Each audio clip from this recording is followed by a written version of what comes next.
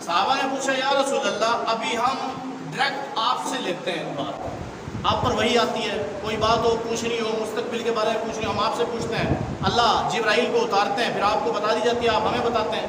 اگر آپ چلے گئے اس دنیا سے پھر ہمیں اگلے وقت کی رہنمائی کیسے ملے گی، مستقبل کی رہنمائی کیسے ملے گی؟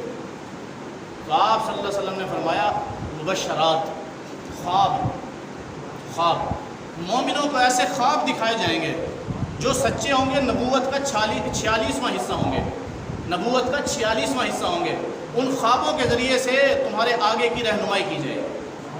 لیکن خواب کس کا ہوگا بھائی؟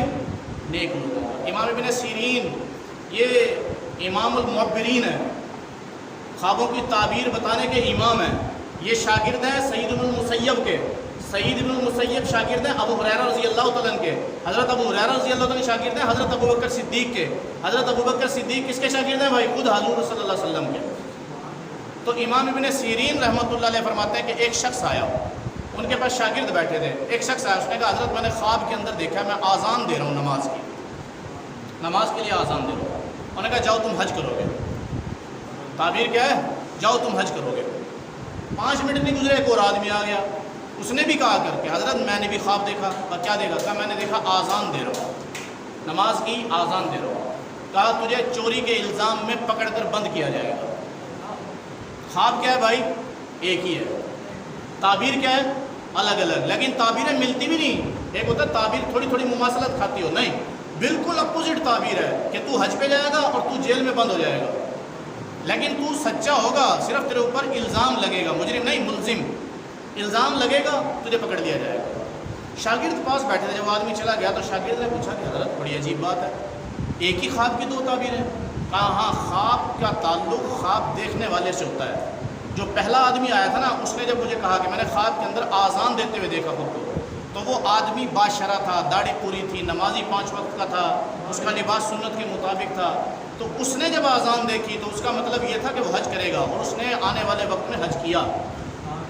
یہ جو دوسرا آدمی آیا تھا اور اس نے آ کر میں نے آذان دی، یہ ظاہری طور پر بھی شریعت سے چٹ تھا اور اندر سے بھی شریعت سے چٹ تھا، لہذا فاسق اور فاجر اگر یہ خواب دیکھے تو اس کا مطلب یہ ہے کہ وہ چوری کے الزام میں پکڑا جائے۔ تو صرف ہم دیکھتے ہیں خواب، اور خواب آ کر فوراً آگے لوگوں کے کہنا شروع کر دیتے ہیں کہ ہم نے ایسا خواب دیکھ لیا، جی ہم نے ایسا نہیں۔ بھائی خواب کا تعلق 2 چیزیں بڑی اہم ہیں خواب کے اندر، یہ ذہن میں رکھنا۔ نمبر 1، خواب دیکھنے والے کو نوٹ کیا جائے گا پہلے کہ خواب دیکھنے والا کن اعمال کا مالک ہے، کن اعمال۔ دوسرا یہ کہ رات کے کس حصے میں دیکھا گیا ہے۔ امام ابن سیرین رحمۃ اللہ علیہ لکھا ہے، ابراہیم قربانی رحمۃ اللہ علیہ لکھا ہے، یہ 2 بڑے امام ہیں خواب کی تعبیر بتانے کے۔ انہوں نے کہا کہ اگر ایک آدمی نے خواب دیکھا وہ رات کے شروع والے حصے میں تھا، شروع والے حصے میں دیکھا، تو اس کی تعبیر جو ہے وہ اگلے 5 سالوں میں پوری ہوگی، اگلے 5 سالوں میں۔ اور اگر رات کے آدھ کے اندر خواب دیکھا، آدھی رات کو خواب دیکھا، تو اس کی تعبیر اگلے 5 مہینوں میں پوری ہوگی۔ اور جس نے صبح کے وقت میں، طلوع کے وقت میں خواب دیکھا تو اس کی تعبیر اگلے 10 دن میں سچی ہو جائے گی۔ کتنا فرق پڑتا ہے بھائی؟ آپ صلی اللہ علیہ وسلم بھی خواب نماز کے بعد جو ہے نا صحابہ سے خواب پوچھا کرتے تھے، ذکر کیا کرتے تھے۔ ایک شخص آیا امام ابن سیرین رحمۃ اللہ علیہ کے پاس، اس نے کہا حضرت میں نے خواب دیکھا کہ میں اپنے ہاتھ پر خود اپنا چھوٹا پیشاب کر رہا ہوں، میں خود اپنے ہاتھ کے اوپر چھوٹا پیشاب کر رہا ہوں اپنا۔ امام ابن سیرین نے کہا کہ جو تیری بیوی ہے نا تیرے نکاح کے اندر، وہ تیری بیوی نہیں ہے، وہ تیری بہن ہے۔ پہنچ سکتے ہیں ہم یہاں تک؟ آج کا مولوی پہنچ سکتا ہے؟ اور ہم پٹاری کھول دیتے ہیں ہر ایک کے سامنے، ہر خواب، روزانہ خواب آ رہے ہیں، روزانہ قاری صاحب کے پاس جا رہے ہیں، روزانہ تعبیر نہیں لے کر آ رہے ہیں، اور دماغ کے اندر ایک جو نا فلم ہم نے باندھ لی۔ امام ابن سیرین نے کہا کہ جو تیری بیوی ہے وہ تیری بیوی نہیں ہے، اس کی چھان بین کر۔ جب اس کا پیچھے چھان بین کیا گیا تو پتہ لگا کہ اس نے اسی عورت کا دودھ پیا، اس کی بیوی نے، جس عورت کا اس شخص نے پیا، یعنی اس کی رضائی بہن تھی وہ، یعنی اس آدمی کی امی کا دودھ کسی دور میں کسی علاقے میں جا کر اس عورت نے بھی پیا ہوگا۔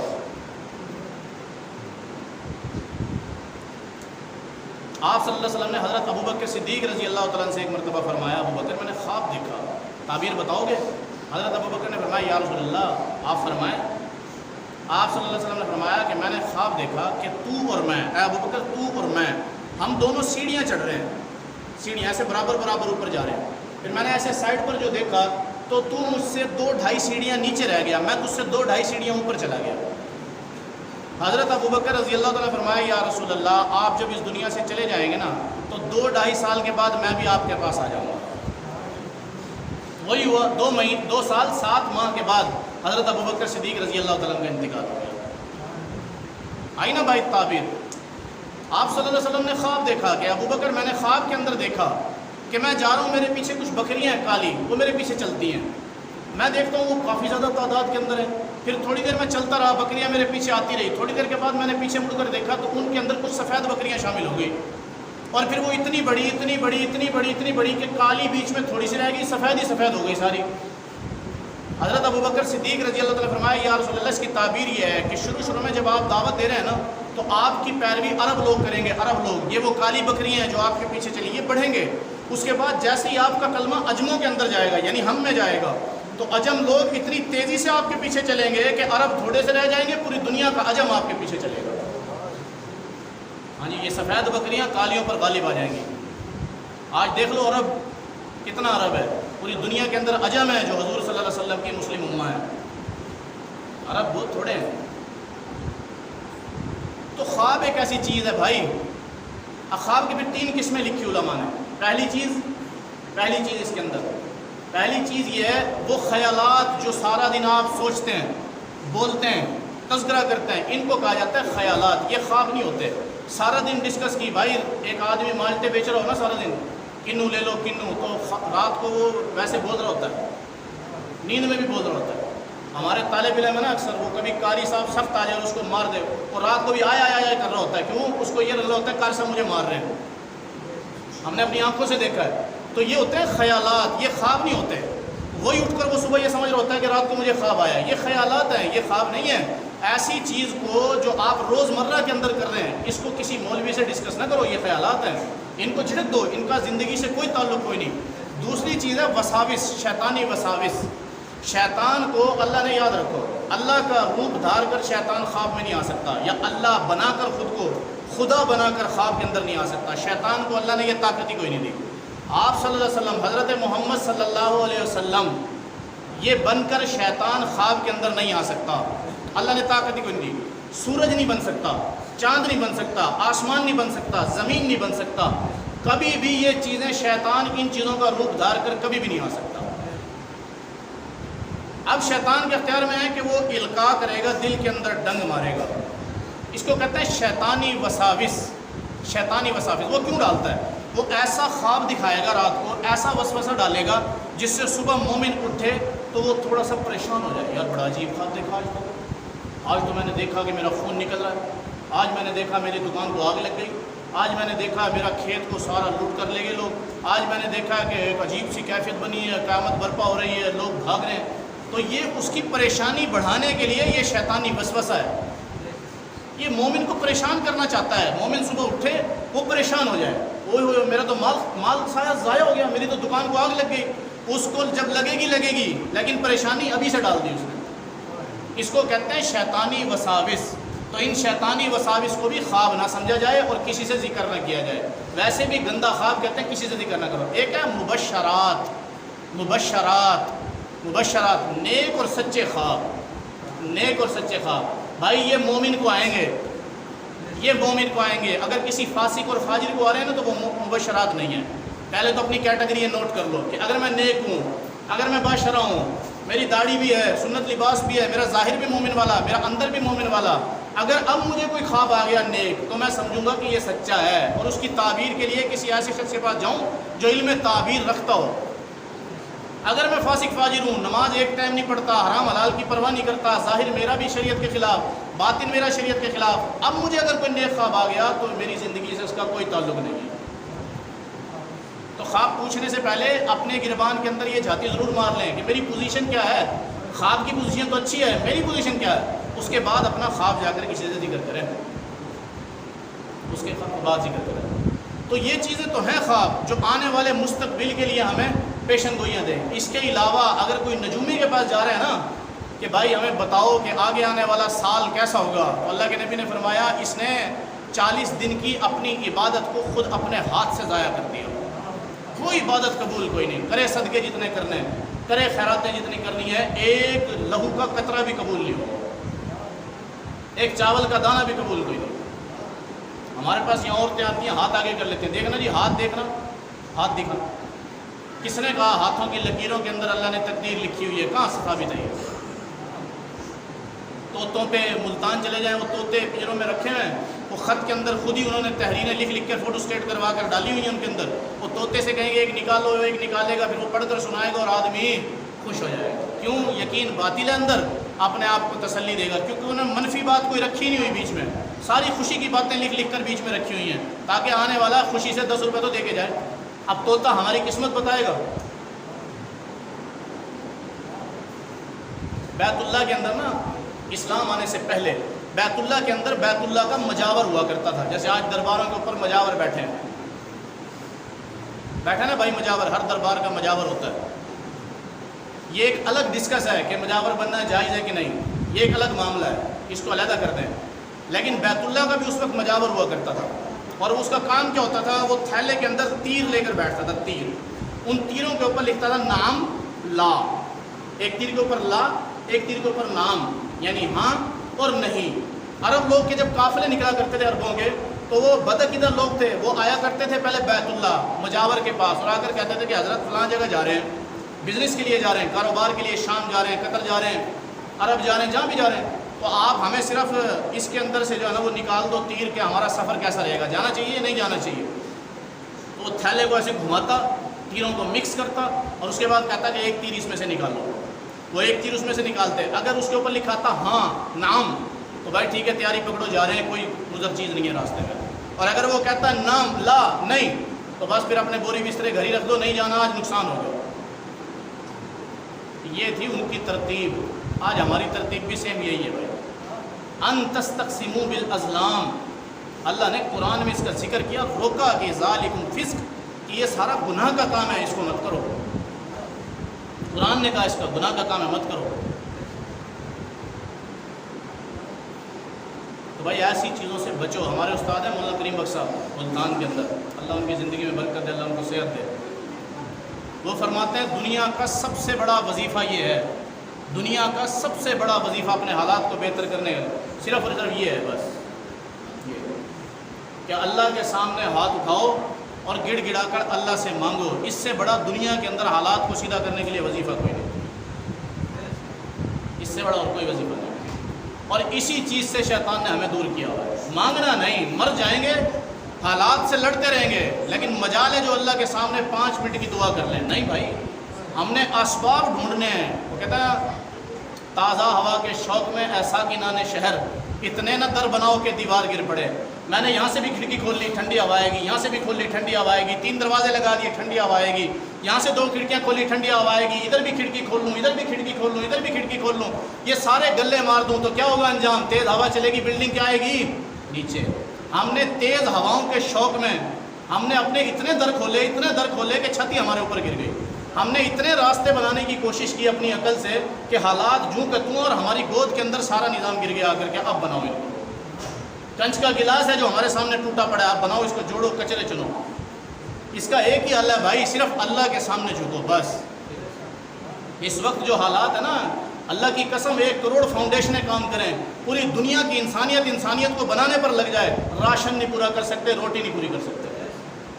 صرف اللہ واحد حل ہے کہ اللہ کے سامنے جھکیں. اور اس طرف کسی کا ذہن نہیں جا رہا، کوئی بتا ہی نہیں رہا بھائی، چندہ کرنے پہ سب نے زور لگایا ہوا ہے، لیکن اس طرف کیوں نہیں آ رہے کہ اللہ کے سامنے جھکو بھائی، اجتماعی دعائیں کرواؤ، اجتماعی اعمال کرو. مسجدیں ویران پڑی ہیں، مسجدیں رو رہی ہیں. یہ حالات ہیں، کئی ویڈیو آتی ہیں ایسی کہ مسجدوں کے اندر جانور باندھے ہوئے لوگوں نے مسجدوں کے اندر، اور مسلمان اسی کی ویڈیو بنا کر سوشل میڈیا پر ڈال رہا ہے. تو بھائی اس کی کوشش کرو، اپنے حالات کو اگر بہتر کرنا چاہتے ہیں نا، تو خدا کا واسطہ ہر جمعے پر پیٹتا ہوں کہ نماز سب سے عظیم الشان عمل ہے. نماز کا، نماز پر آؤ، آ کر تو دیکھو ایک دفعہ. اللہ پاک بڑا قدردان ہے بھائی. ایک دفعہ اپنے اعمال کی ترتیب پر آ کر دیکھو، قسم سے دلی سکون ملے گا۔ ہم پریشان اس لیے ہیں کہ اللہ نے ہمیں ایسی جگہ پھنسایا ہوا ہے۔ دیکھو میرج ہال ہے نا، میرج ہال شہر کے اندر، اور یہیں میں دیکھا تو یہ بھائی عبدالحمید صاحب یہ حیدر مارکیٹ کے اوپر راشن چلاتے ہیں، وہ چلاتے ہیں، کھانا چلاتے ہیں، لنگر چلتا ہے نا، سب نے دیکھا ہوگا۔ اگر بھائی حمید 3 گھنٹے دے کے اندر رکھ کر اور گیٹ کا تالا لگا دینا، مجمع باہر 3 گھنٹے میں اللہ کی قسم بڑھے گا، کم نہیں ہوگا، انتظار میں کھڑے رہیں گے۔ کھڑے رہیں گے کہ نہیں کھڑے رہیں گے؟ ایمانداری سے بتائیں، کھڑے رہیں گے کہ نہیں کھڑے رہیں گے؟ لیکن یہاں اگر 5 منٹ مولوی اوپر کر دینا تو ہماری گھڑیاں نظر سے بار بار ٹکراتی ہیں، ایسے گھڑے 5 منٹ اوپر ہو گئے، مسجد میں کیسے جائے؟ اس وقت گھر سے نکلیں گے جب مولوی کہہ دے گا کہ اللہ اکبر، ہم جماعت کھڑے ہونے لگی ہے۔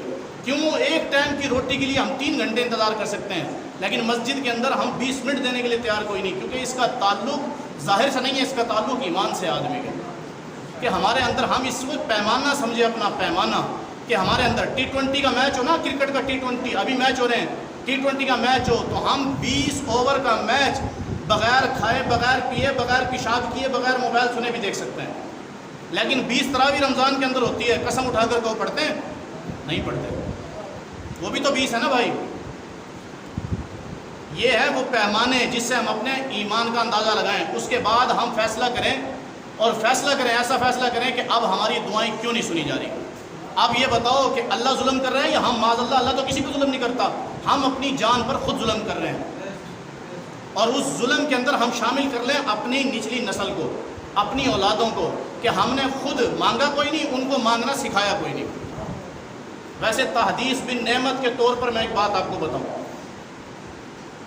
میں اپنی بتا رہا ہوں، اللہ مجھے معاف کر دے۔ گھر کے اندر ترتیب یہ ہے کہ جب والد صاحب کو خرچہ دینا ہو نا تو میں اپنی بیٹی کو بھیجتا ہوں دینے کے لیے۔ میرا بیٹا تو ابھی چھوٹا ہے، میں اپنی بیٹی کو کہتا ہوں کہ یہ جا کر ابو کو پیسے دے کر آؤ۔ کیوں؟ تاکہ بچی کے ذہن کے اندر یہ بات آ جائے کہ وہ ہمارا کون لگتا ہے، وہ ہمارا دادا ابو ہے، اور میرا بابا اس کو دے رہا ہے، کل کو پتہ ہو کہ میں ان کا کچھ ہوں اور ہماری ذمہ داریاں کیا ہیں۔ اپنے بچوں کو اس چیز کا عادی بناؤ، عادی، کہ جب در پر فقیر آئے تو اپنے بچوں کو سکھاؤ کہ جاؤ بیٹا دے کر آؤ، تاکہ اس کا ہاتھ وسعت کے اندر آئے، اس کو پتہ ہو کہ میرا بابا دیتا رہا ہے، میرا باپ دیتا رہا ہے، میں نے دینا ہے اس کو۔ ہمارے گھر کے اندر کیبل کا بجٹ ہے، میرے موبائل کے اندر انٹرنیٹ کا بجٹ ہے، ہر مہینے کروانا ہے پیکج، واٹس ایپ کا بجٹ ہے، بجلی کا بل آ جائے وہ ہمارے گلے پر ہاتھ رکھ کر لیتے ہیں، گیس کا بل آ جائے وہ ہم ضرور بھرتے ہیں۔ اب ہم سارے یہ سوچیں کہ ہمارے گھر کے اندر باقی سارے بجٹ ہیں، کیا ہمارے گھر سے کبھی مسجد کا بجٹ بھی نکلتا ہے؟ کیا امام مسجد کا بجٹ بھی نکلتا ہے؟ یا ایسے ہی ہے کہ دودھ لیں گے تو دودھ والے کو پیسے دیں گے، نماز پڑھیں گے تو امام کو دیں گے نا، جب ہم امام کے پیچھے نماز نہیں پڑھتے تو پھر امام کو پیسے کس چیز کے دیں؟ یہی کنسیپٹ ہے پھر ہمارے دماغوں کے اندر، کہ نہ نماز پڑھیں گے نہ نماز پڑھنے کی مزدوری دیں گے، جب نماز پڑھنے جائیں گے تو پھر نماز پڑھنے کی مزدوری بھی دے دیں گے۔ یہ دوہرا جرم ہے بھائی، ایک تو نماز بھی نہیں پڑھ رہے، اور جو لوگ مسجد کو آباد کرنے والے ہیں ہم ان کو آباد کرنے میں اپنے مال سے بھی معاملت نہیں کر رہے، تو ہم کہاں کھڑے ہیں؟ پھر کس چیز کی بہتری کی توقع رکھیں ہم اللہ سے؟ تو یہ حالات ہمارے ساتھ اللہ نے ڈالے، ہم لوگ کہہ رہے ہیں عذاب ہے اللہ کا، یہ عذاب نہیں ہے، ہمارے ہاتھوں کی کمائی ہے، اور ہمارا بچ جانا اور ان کا ڈوب جانا اس میں ہمارا کوئی کمال نہیں، یہ تو باریاں ہیں بھائی جو کبھی ہماری لگے گی اور کبھی ان کی لگے گی۔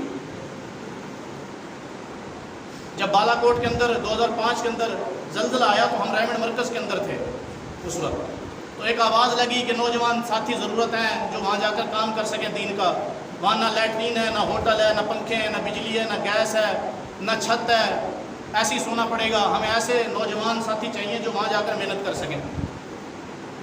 بہرحال میں تو نہیں جا سکا، میرے اندر اتنا حوصلہ نہیں تھا، میں نے تو معذرت کر لی، ہم 4 ساتھی گئے ہوئے تھے، چاروں ہی نوجوان تھے، تو وہ 3 ساتھی جو میرے ساتھ تھے وہ چلے گئے۔ بعد کے اندر انہوں نے حالات بتائے، میں نے کہا ایسا ہم نے دیکھا اپنی آنکھوں سے کہ لنٹر گر گئے، چھتیں گر گئی، نیچے لاشیں پڑے ہوئے ہیں، سامنے پڑے ہوئے ہیں، نکال تو سکتے نہیں، لیکن جو خیمے لوگوں نے لگا کے دیے ان خیموں کے اندر سیل ڈال کے ریڈیو چلا کر وہ معاملات کر رہے ہیں، ٹی وی سیلوں پر چلا رکھے۔